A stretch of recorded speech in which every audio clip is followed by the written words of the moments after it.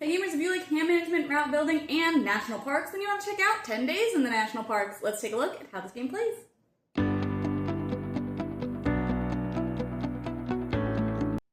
Players will start this game by, without taking turns, drawing cards one after the other and deciding where in their day calendar here that they'll go ahead and put them. They can put them wherever they like in the 10-day slots, but once a card is placed, they cannot move them, and they'll just keep drawing cards and placing them until they have filled up all 10 slots.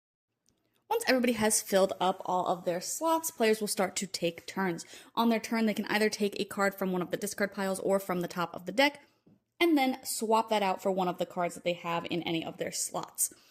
In order to win the game, players will have to have a completed 10-day journey. Their journey must start and end with an actual park card, not a transportation card, and then they must have the correct route followed. So in order to create a route from one park to another, they have to either be adjacent parks, or if they are not adjacent, a vehicle can take them from one park through one single park to another one. A plane can take them from any park to another park of the same color, so I would have that set up here, and that would be fine. And a boat, depending on how you swap it, can take them from one location to another as long as they are touching the same ocean based on how, again, that you place that card there. At any time, once a player has completed their route, so they are able to get from one park to another following all of the transportation rules, then they can just announce that they've done it, show them and display them out to all the other players, and then they will be the winner. I thought this game sounded kind of neat. It sounded kind of like a little bit of Racco with a map, and you're trying to build the most efficient route.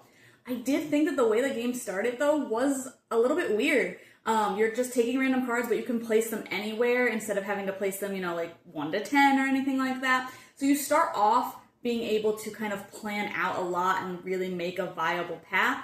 I've seen games because of that introduction. I've seen it where somebody wins after 2 turns, which isn't much of a game. And that comes down to a lot of luck, of course. Like, there's luck of what starts out in the discard piles, what players are going to discard when they take a card. So you can win really quickly. It's just a little bit disappointing when you do, because the game is over so quickly and other players might not feel like they got to really play or experience the game a lot. I think that overall, though, the gameplay itself, the mechanisms work well. It makes sense what you're doing. You can't have 2 modes of transportation next to each other. You can't have the same park next to each other because you have to travel in some way for every slot. Makes sense you have to start and end on park spaces rather than transportation. So all that kind of works together. I just thought that the game, because it can end so quickly sometimes, did fall a little bit flat. It is mostly luck after you do that initial kind of setup where you are strategizing a little bit of like, okay, I got this card, that might work here. Oh, now I got a plane, that's going to work really well there.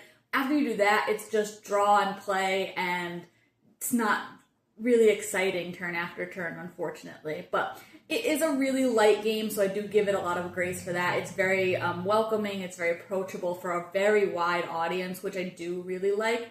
So if this sounds like it's kind of up your alley, something lighter, but a little bit fun to kind of just see different national parks and stuff, then it might be for you. But you can check out my full thoughts on the blog today to decide if this one is for you.